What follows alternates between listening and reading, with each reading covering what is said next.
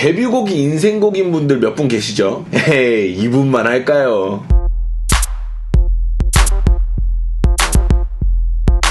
꼬마님들 안녕하십니까. 13년차 댄스 트레이너 루다크리스입니다. 이 영상은 그 어떤 것도 대변하지 않는 오로지 제 개인적인 이야기입니다. 처음 봤을 때 이 센세이션함은 이 사람을 넘을 사람이 없었어요. 대한민국 가요계에서. 내가 봤을 때 서태지도 이 센세이션함은 아니었어. 진짜로. 시작부터 본인의 벽을 만들어버린 대한민국 가요계의 대체불가 아이콘. 오늘은 이정현의 와입니다.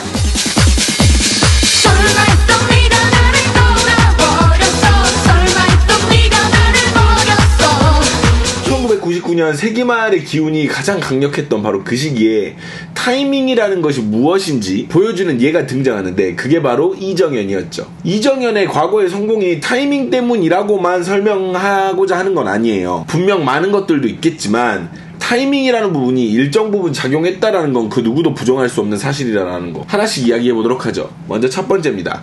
게임의 법칙. 이 이야기를 안 하고 넘어가려고 했는데 따로 빼서라도 이야기를 꼭 해야 될 부분인 것 같아가지고 이야기를 드립니다. 와는 1999년 10월에 발매된 노래고요. 구피의 게임의 법칙은 3집으로 같은 해 5월에 발매된 그런 곡이에요. 근데 가히 임팩트는 상상을 초월했죠. 이정현은 연기자였고 지금도 그렇지만 그때는 더 그랬던 것이 연기자는 좀 정적이고 이런 식의 변신을 보인 일이 거의 처음이었기 때문에 특히 어른들에게, 많은 분들에게, 특히 어른들에게 굉장히 큰 충격이었어요. 저희 엄마만 봐도 그랬던 걸로 기억을 하니까. 대부분의 연기자가 가수로 전향하는 경우에는 대부분 발라드로 가는 경우가 되게 많아요. 아시죠? 뭐 안재모도 있었고 이제 내 품에 안겨 부족하지만 너라면 날 주고 뭐 안재욱도 있었고 지울 수 없겠지 너의 사랑만이. 이정현 이후로는요 댄스로 바뀌는 경우도 심심치 않게 있었어요. 뭐 예를 들어서 차태현 씨라든지 중요하지 않잖아 내게 이지를 말하지 마. 게임의 법칙이라는 곡은 우리가 들어야지만이 알 수 있는 뭐 소위 말해 그냥 그 당시 그냥 그런 곡 정도로 그쳤는데 이정현이라는 괴물을 낳는 그런 곡이 됐죠. 뮤비에 출연해서 유명해지는 경우는 덜어 있었어요. 특히 연기자분들 뭐 조성모 뮤비에 누가 나왔다더라 뭐 누구 뮤비에 누가 나왔다더라 이런 경우 흔히들 많이 아시죠. 근데 이런 식은 처음이어가지고 너무 놀랐어요. 진짜 이정현이 보인 춤과 컨셉은 그냥 춤을 잘 추는 약간 이런 느낌이 아니라 모두를 잡아버릴 것 같은 약간 그런 미친 듯한 에너지를 뿜어내는 그런 몸놀림이었다는 거죠. 못 보신 분들을 위해서 첨부 가겠습니다.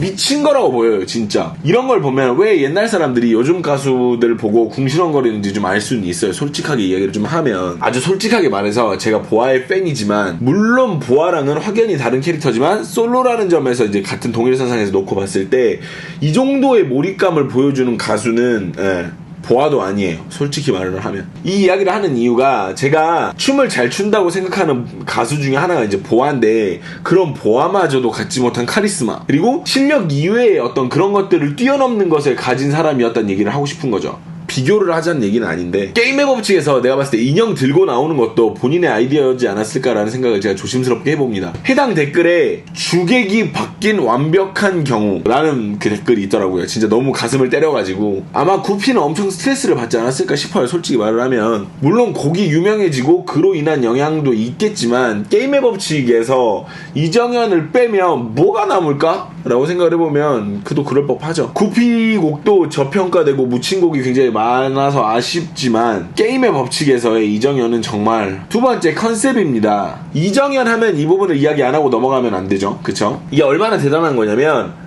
많은 문화의 중심인 미국에서도 시도된 적 없는 약간 이런 스타일이라는 거. 심지어 레이디 가가도 미국의 이정현이라고 불러야 되는 그런 상황인 거죠. 이정현이 와에서 보여준 동양적인 약간 외계인? 판타지? 이런 컨셉을 시작으로 박과에서는 사이버 여전사 느낌.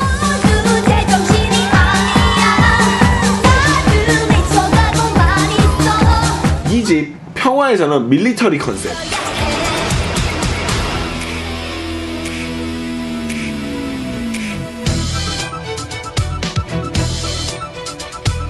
그리고 너에서는 이집트 컨셉.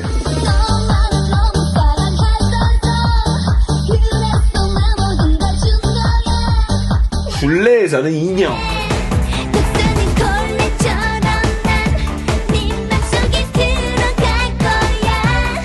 미쳐에서는 약간 뭐 마술사?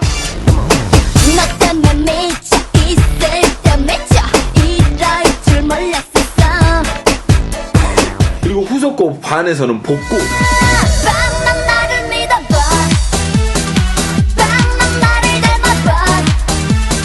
사집 아리아리에는 약간 원시인스러운 느낌?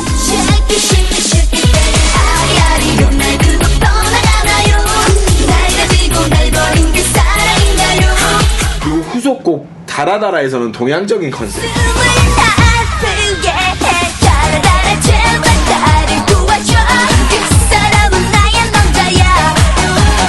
오집 따라해봐에서는 남미? 약간 멕시코? 약간 뭐 그런 느낌까지.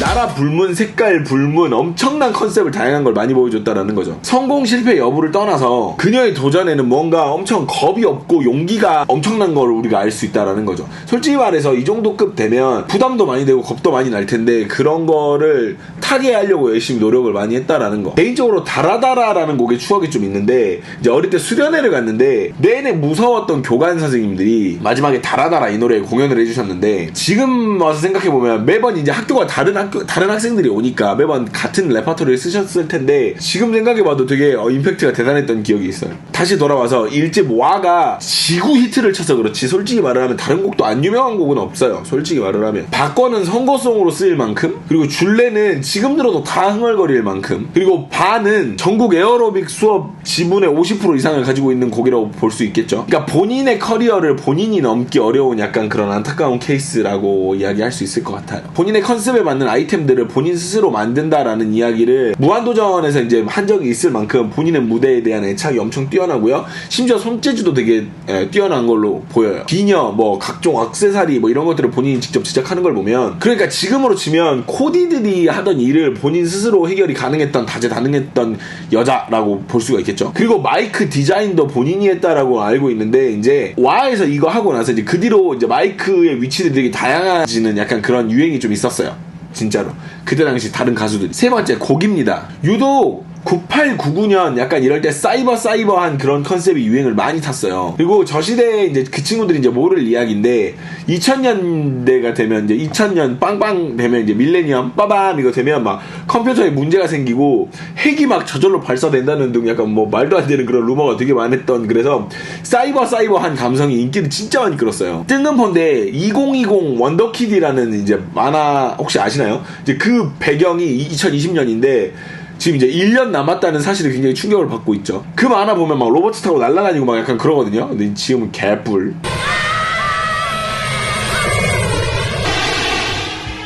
안 돼!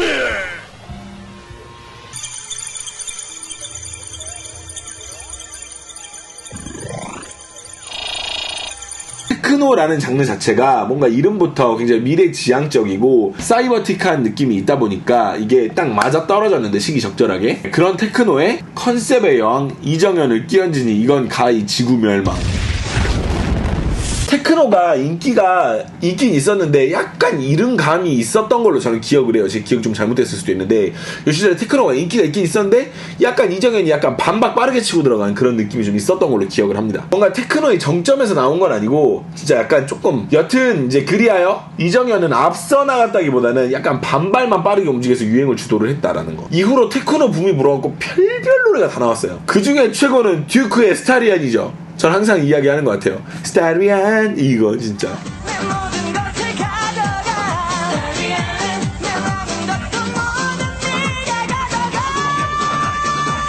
여튼 곡에서 뭐 뭐 약간 이런 소리라든지 이런 소리라든지 이런 거, 이런 포인트가 되는 부분도 되게 많고, 곡 자체가요 포인트가 되는 악기가 굉장히 동양적인 느낌이 나는 약간 그런 악기인데 거기다 이정현을 끼얹으니 다시 한번 지구 멸망.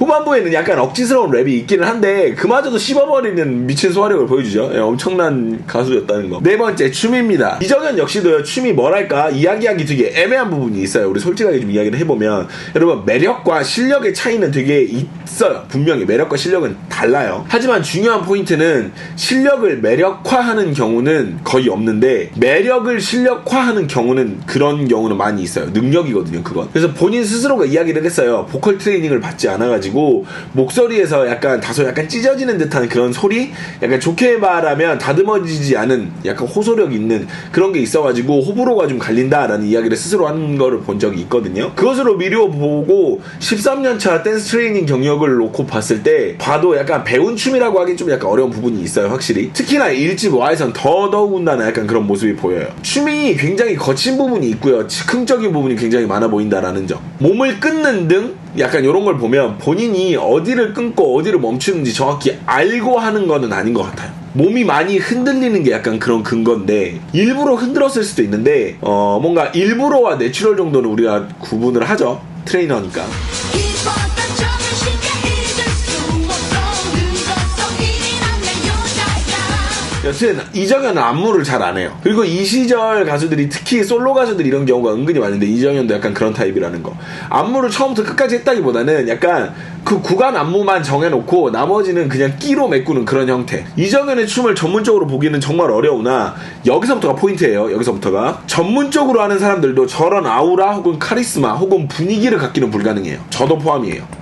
저도 이런 느낌은 절대 낼 수가 없어요. 전문화된 동작, 뭐 리듬, 테크닉 이런 것들은 물론 중요해요. 맞는데 이런 타고나는 끼와 몸놀림은 진짜 말 그대로 타고나야 해요. 춤은 타고나는 것이 적은데 끼는 타고나는 것이 80%라고 저는 생각을 합니다. 안무는 따로 있겠으나 우리가 보는 이정현을 통해서 보는 동작을 흔드는 게 전부인 게 사실이죠. 그리고 이후에는 뭔가 정형화된 느낌이 생겼는지 2집부터는 좀 약간 안무나 약간 그런 정형화된 틀이 약간의 보이는 약간 그런 느낌 좀 있긴 있어. 좋다 싫다의 문제보다는 진짜 그냥 그랬다라는 거.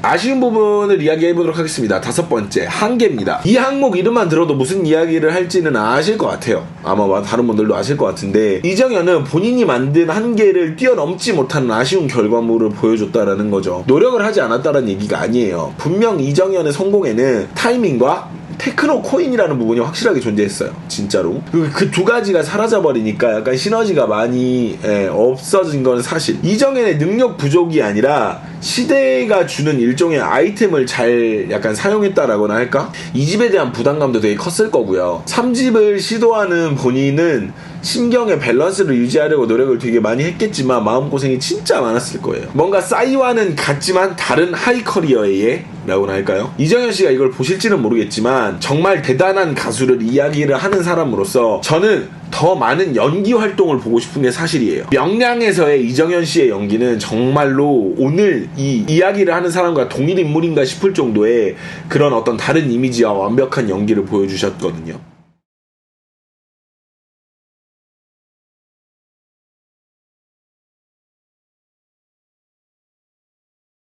개인적으로 저는 이정현 씨의 연기를 더 많이 보고 싶어요. 물론 작품을 고르고 약간 진행하는데 신중을 기하고 알아서 하고 잘하고 계시겠지만 자주 보고 싶은 마음이 전달되기를 바랍니다. 여기다 플러스 하나 더, 음반 역시도 너무 부담을 많이 갖지 마시고 가볍게 해서 한 번씩 재미로 해주셔도 좋을 것 같아요. 네, 그러면 한번 같이 보고 오도록 하겠습니다. 오늘은 이정현의 와입니다. 보러 가시죠.